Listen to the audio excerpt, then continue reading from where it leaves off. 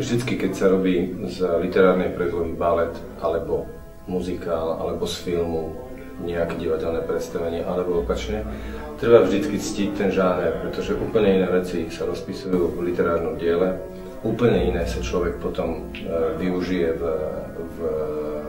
na javisku, úplne iné by robil vo filme a iné sa chytí a iné rozvinie. Čiže v prvom rade samozrejme je to iné tým, že je to baletné predstavenie a už to v sebe skrýva to, že niektoré veci sú oveľa viac rozšírené, niektoré veci naopak sú urobené veľmi skrátke. Samozrejme, že to libreto je, tak ako uvádzame, voľne inšpirované známou klasickou predlohou. No ale samozrejme, že trošičku sme si pozreli na to svojimi očami, svojou optikou, dali tam možno trošku nejaké iné dejové zápletky, hlavne v závere. Ale myslím si, že divák dostane presne to, čo čaká, lebo ja si myslím, že samozrejme divák nevie, ktorá z tých verzií, pretože tých filmových, divadelných, muzikálových, baletných spracovaní zvonára je toľko a skoro každá má iný koniec, že bude akceptovať aj tento náš prístup. Ale hlavne hovorím, je to žánrom, ja to stále hovorím na jednom príklade. Balkónová scéna v Rómeovi a Julii je to hlavné v balete, hej, je to najmenej podstatné, trvá jednu stranu v činohre, hej, a je to obrovské nádherná plocha v operách, čiže proste vždy sa chytíme niečoho úplne iného, čo vo filme alebo v iných žánroch niekto iný viac vyzdvihne, my zase iné veci.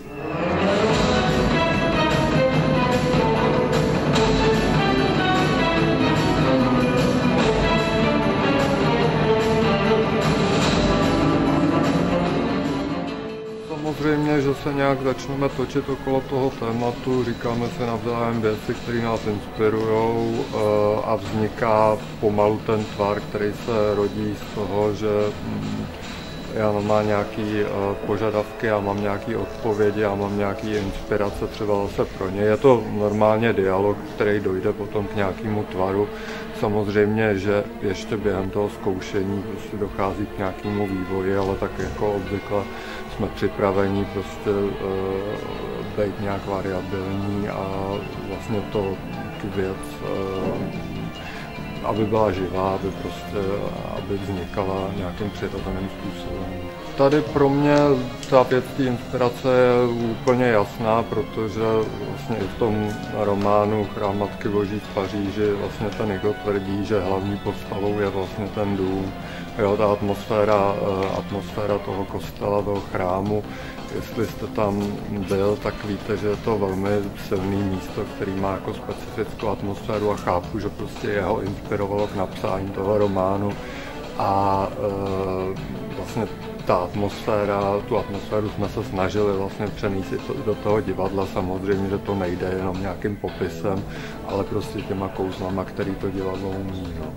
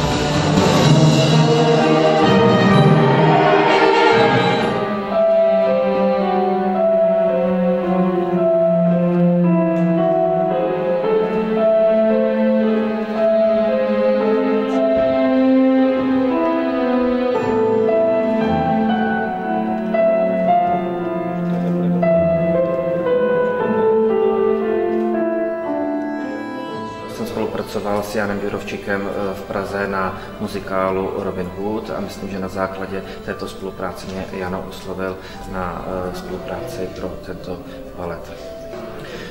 Já dělám kostýmy pro balet velice rád, protože mám k tomu blízký vztah, protože jsem bývalý tanečník a tento žánr na divadle miluju, takže vím, co potřebuje baletní kostým pro pohyb, pro nějakým způsobem pro dramatičnost a tak dále. Takže pro mě to byla výzva udělat tento balet. Dělal jsem před časem, vlastně je to moje druhá inscenace Zvoník od Matky Boží s tím, že jsem dělal pro plzeňské divadlo, tohle teďka je jiná inscenace pro Jana Ďurovčíka. Jiný výtvarní pojetí, jiná choreografie, jiná hudba, je to úplně odlišné představení, než bylo v Plzni a myslím si, že se to nedá srovnávat. Každý představení, sám moc dobře ví, že na divadle se neopakuje stejný vždycky, každý představení trochu jiný, záleží samozřejmě na hercích, tanečnících, jak to představení podají, jak jsou, v jakém jsou dramatickém rozpoložení a tak dále. Musím pochválit samozřejmě tady zázemí divadla, Krejčovny a tak dále. Spolupráce byla výborná, takže se těším z této inscenace, která si myslím, že se povedla.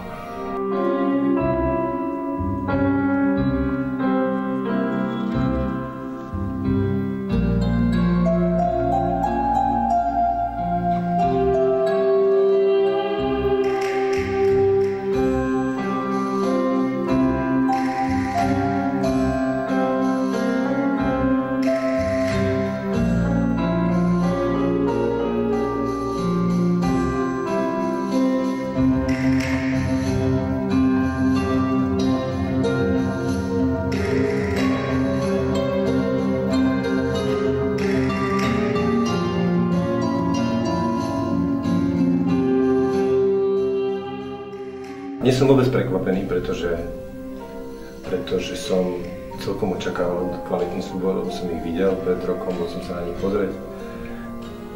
Sú to kvalitní umelci, pracujú dobre a ten súbor má dušu, to som veľakrát povedal a to je dôležité, že ten súbor naozaj funguje trošku aj spolu. Nie je to len taká by som povedal, banda alebo skupina pozbieraných baletných umelcov z celého sveta, ale fungujú spolu a to je strašne dôležité. A po niektorí majú aj nespochybniteľnú kvalitu a to je veľmi dobré. Robilo sa mi veľmi príjemne.